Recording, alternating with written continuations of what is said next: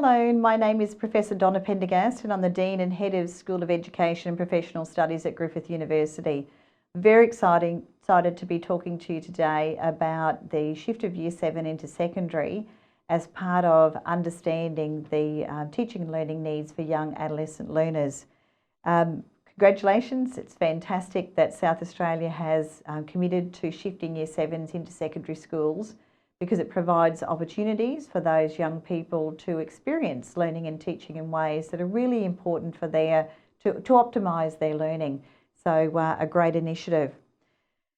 Over the years, I've been able to spend quite a lot of time coming to know and understand young adolescent learners and appreciating their needs as learners, and also gathering evidence around what makes teaching and learning effective for these young people, and trying to explore ways in which we can go about optimising the outcomes for them, and also to provide learning environments that are really effective for teachers to be in.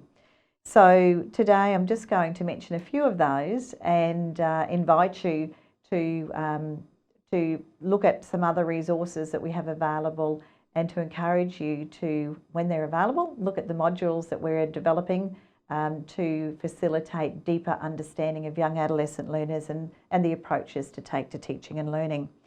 So why is it important that we do something unique, intentional and specific around teaching and learning for young adolescent learners? Well, our model of schooling has been based on a primary-secondary model where there's the teaching in primary is very student-centred, in secondary it's very subject-centred.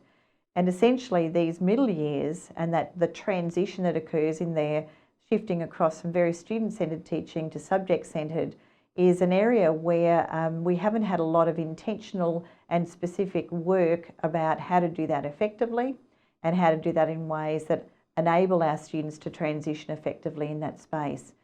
So some of the things that we know about young adolescent learners is that they're going through rapid developmental change, and that developmental change, along with the obvious physical changes, including puberty that impacts brain development, there are many social and emotional changes that are taking place. And so this is an age group where we talk about it being the second sensitive brain period, for example, where the capacity to actually provide synaptic development is really important in terms of synaptic pruning, use it or lose it principle. The ability to develop social capabilities, looking for the capacities to develop empathy, self-regulation, all of those skill sets become really heightened at this particular age group. And so lots of exciting possibilities, but also challenges in the teaching and learning.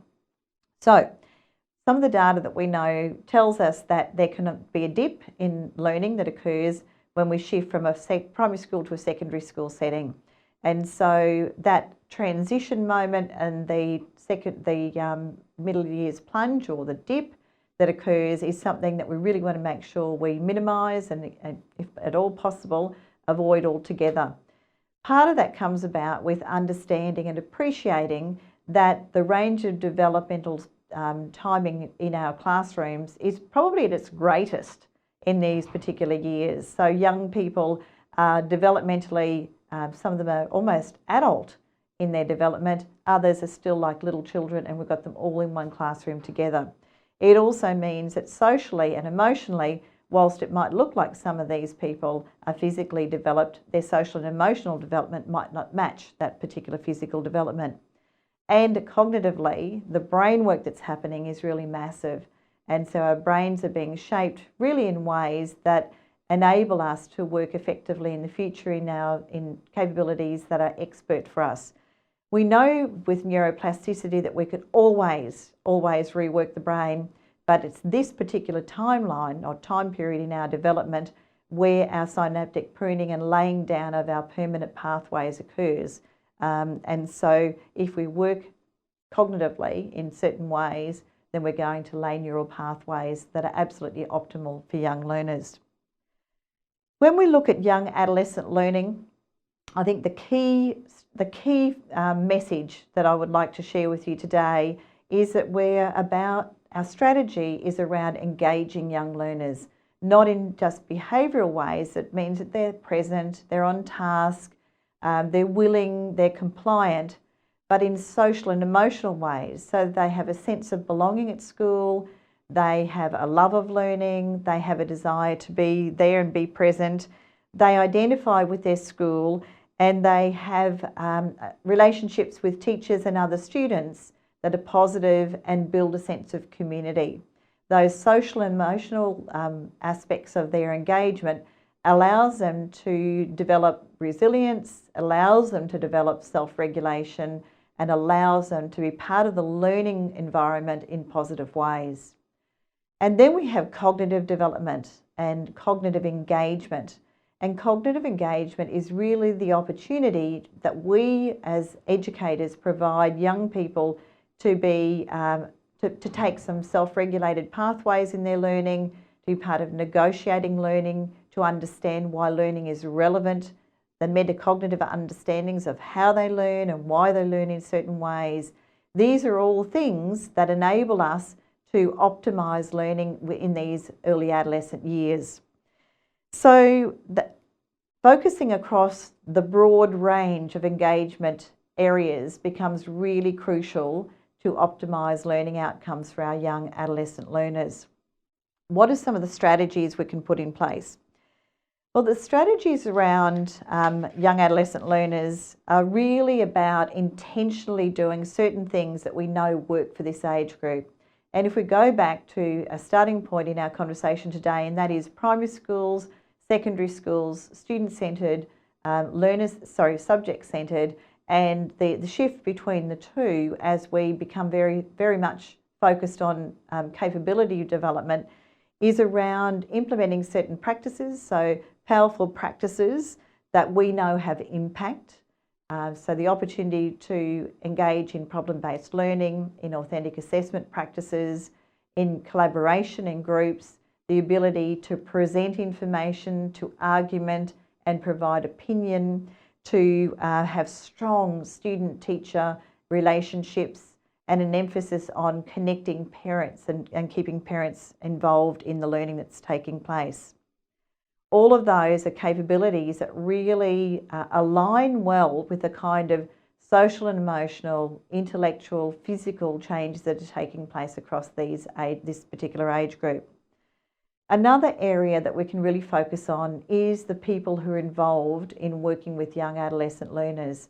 So we want people who want to be working with young adolescents and who are keen to get to know and build relationships with young adolescent learners so that there is a sense of safety and security and risk-taking within learning that's enabled by having a positive relationship with teachers.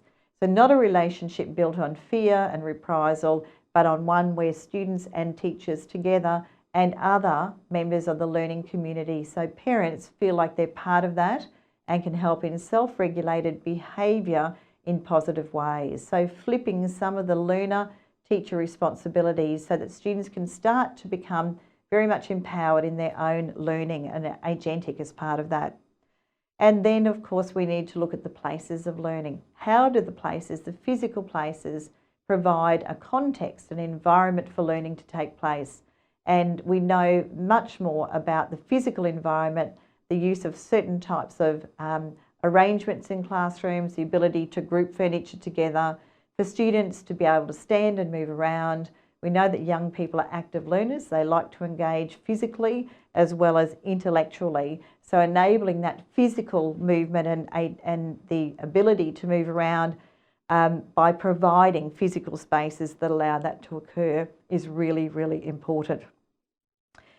So what do we do in terms of our shift of Year 7 into secondary if we take on board some of these factors? And there are many other factors. We're just kind of highlighting some of those key ones today. Well, part of that is to develop an understanding of how young adolescents learn, what particular approaches work well for them, and what we can do in our unique school context to apply all of that. Each school is unique. Each group of students who are there are unique. Each individual student needs a personalised approach and understanding of where they're at. So as students enter into the secondary school environment from going into Year 7, they're known to the community, so they become part of that community straight away. It doesn't take 2 or 3 or 4 weeks to get to know what the students like, because effective transition practices have been put in place. We also need to have a sense of, what does being a young adolescent learner in my school context mean? How do we value those learners? Are there physical ways of identifying where our young adolescents are kept together as a community? Is there a space for them to be together? Is there a different uniform perhaps that they wear when they're in years 7, 8 and 9 to identify that they're young adolescent learners? Is there a set of leadership protocols around our young adolescent learners? So within the school, are there teachers who are dedicated to this area or take responsibility for it in one way or another? Is there a curriculum leader in the area of the early years, and particularly our year 7s as they're joining in this environment? And then we need to be thinking about the curriculum, the pedagogy and the assessment practices that we use. How are they working to optimise the learning opportunities of our young people, but to still achieve the curriculum that we believe is important and still meets those demands of external requirements as well? We need also to establish an evidence base around what we're doing. So if we're taking on board some unique processes to try to integrate our curriculum, for example, if we have project-based learning or an inquiry-based learning activity as a way of integrating curriculum together, we need to document the ways in which that's impacting on student learning and collect data around it. So setting up an evidence base around what we do and what we do well, and being prepared to let things go that are not working effectively, is really, really key. It will take between 3 and 5 years for the shift of year 7 into secondary to become embedded in the culture of the school. Certainly, after the first year, most of that change will have taken place. There'll be new practices in place, there'll be new cultural norms that start to establish.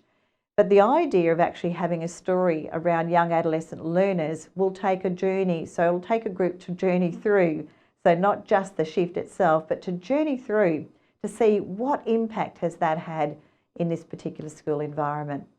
So there's a lot. There's a lot of information. There's a lot of exciting opportunity that sits in this space. Importantly, we have to think about, what do we stop doing and what can we start doing differently in order to optimise the potential in this particular shift of year 7 into secondary. Looking forward to meeting you over the next year or so in these various modules and other opportunities that come along. Thanks so much.